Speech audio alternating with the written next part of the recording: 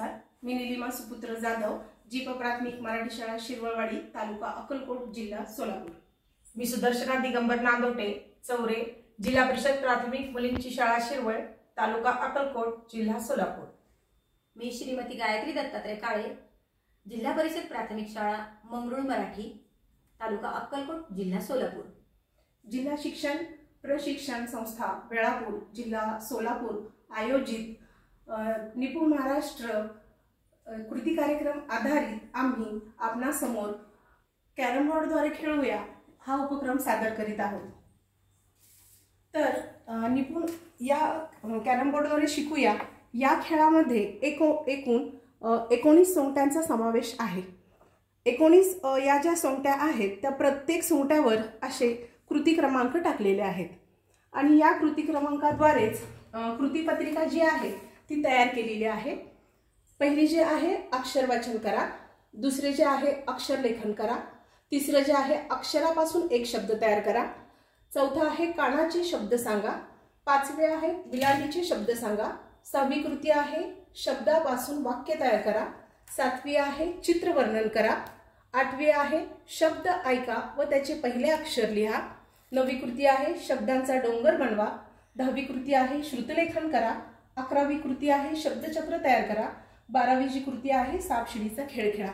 मुलं जेव्हा ही कृतीद्वारे हा जो खेळ खेळत असतात, जेव्हा ती सोंगटी जिंकतात तेव्हा प्रत्येक विद्यार्थ्यांनी या कृतीपत्रिकेतील कृती जी आहे ती करायची आहे आणि या कृतीद्वारे जेव्हा मुलं कृती करत खेळत असतात तेव्हा शाळेतील वातावरण जे आहे ते अगदी आनंददायी आणि विद्यार्थी केंद्रित असे होईल।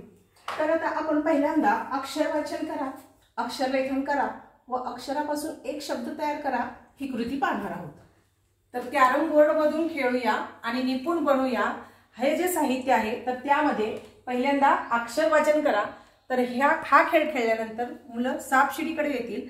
तर यामध्ये जी मुळाक्षरे लिहिलेली आहेत त्या अक्षरांचं वाचन ते करतील। ज, क्ष, त्र, ओ, आई। तर ह्या मधल्या आदल्या अक्षरांचं वाचन ते करतील। त्यानंतर अक्षर लेखन करतील। तर यामध्ये आपण ही एक पाटी केलेली आहे आणि त्यामधून आपण विद्यार्थ्यांना एखादं अक्षर सांगायचंय।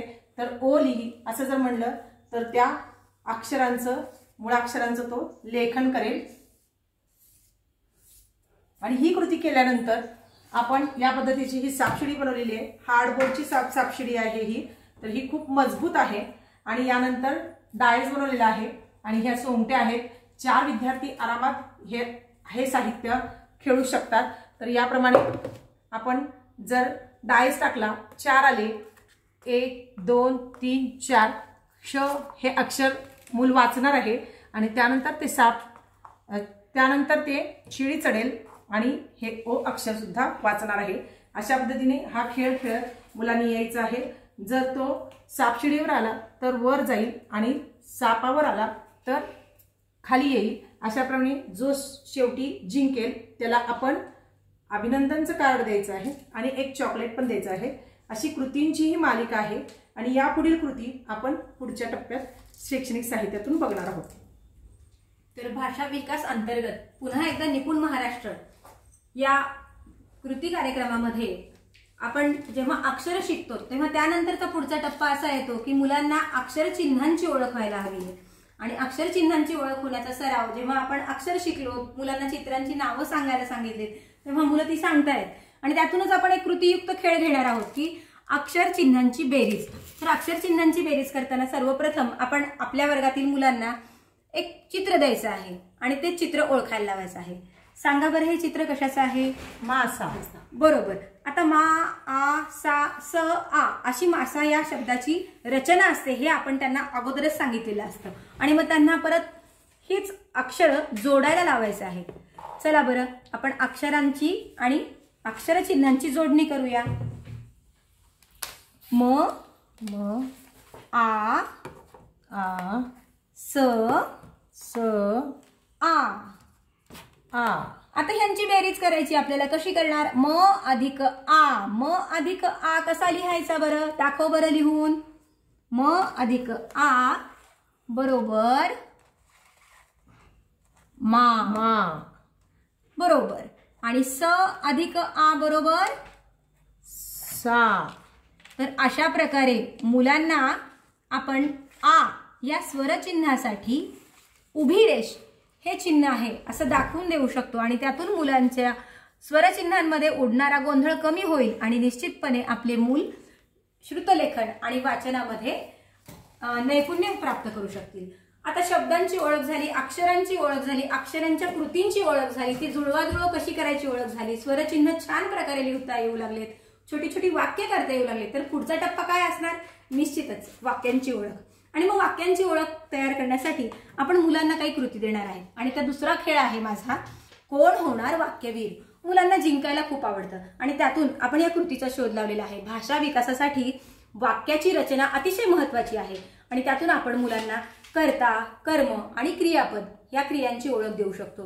तर सर्वप्रथम मी मुलांना सांगायचं, आपण मुलांना सांगायचं यातला एक कर्ता निवड बरं आणि तो कर्ता पहिल्या नंबरला ठेवायला लावायचा आणि तो वाचायला पण लावायचा। वाच बरं ते काय आहे?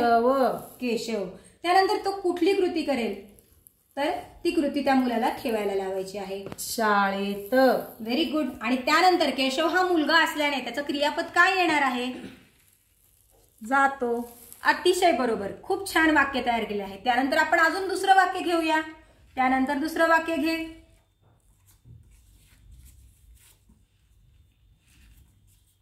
वाक्यातून मुलांना कर्ता निवडायला लावायचं आहे। मधुरा।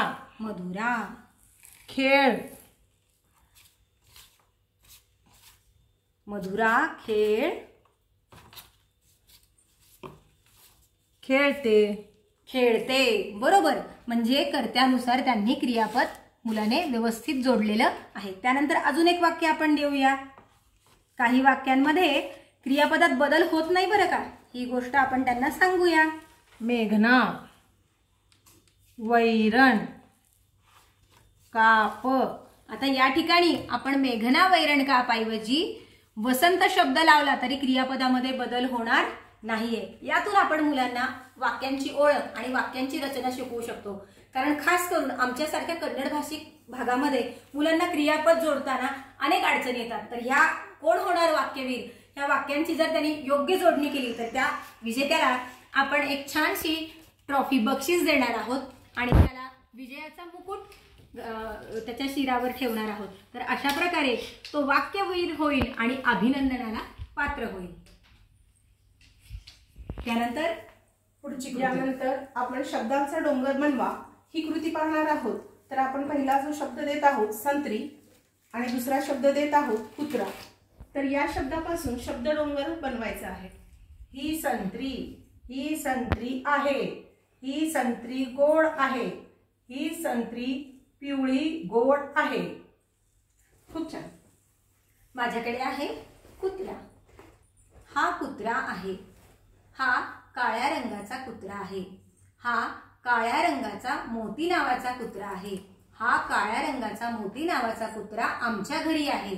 हा काळ्या रंगाचा मोती नावाचा कुत्रा आमच्या घरातील सगळ्यांना खूप आवडतो। खूप छान। आता पुढील कृती आहे की शब्द ऐका आणि त्याचे पहिले अक्षर कोणते ते सांगा। शब्द आहे खारीक, यातील पहिला शब्द, या शब्दातील पहिला अक्षर कोणता आहे ते सांगायचं आहे। खा मॅडम। Very good. यानंतर चित्रवर्णन करा।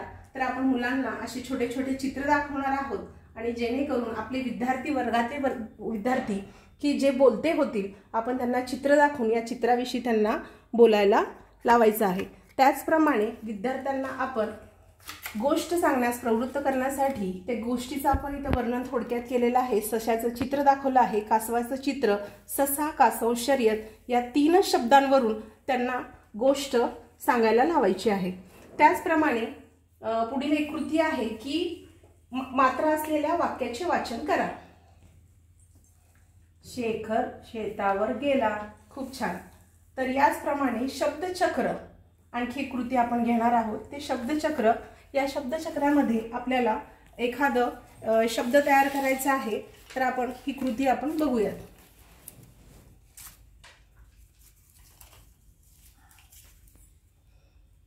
छान।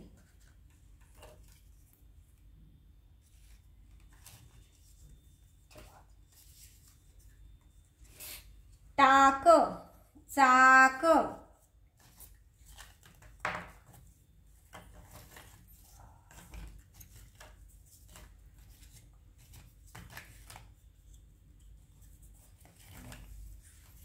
खाक, बरोबर, काक. अशाच प्रकारे एका कॅरम बोर्डच्या एका खेळातून आपण वेगवेगळ्या कृती करत गेलो आणि आपल्या शाळेतील विद्यार्थ्यांना हा नवीन अनुभव दिला आणि विद्यार्थी हसत खेळत अगदी या खेळामध्ये रममाण होऊन त्यांना ज्या अध्ययन क्षमता प्राप्त करायच्या होत्या त्यांनी ते नक्कीच प्राप्त करू शकतील आणि आपले सगळेच विद्यार्थी हे निपुण बनतील. तर नवसंजीवन देऊ शिक्षणाला, नवसंजीवन देऊ शिक्षणाला, उपक्रम घेऊ साथीला, उपक्रम घेऊ साथीला, सज्ज होऊ जबाबदारीला, सज्ज होऊ जबाबदारीला, निपुण महाराष्ट्र बनवायला, निपुण महाराष्ट्र बनवायला. धन्यवाद.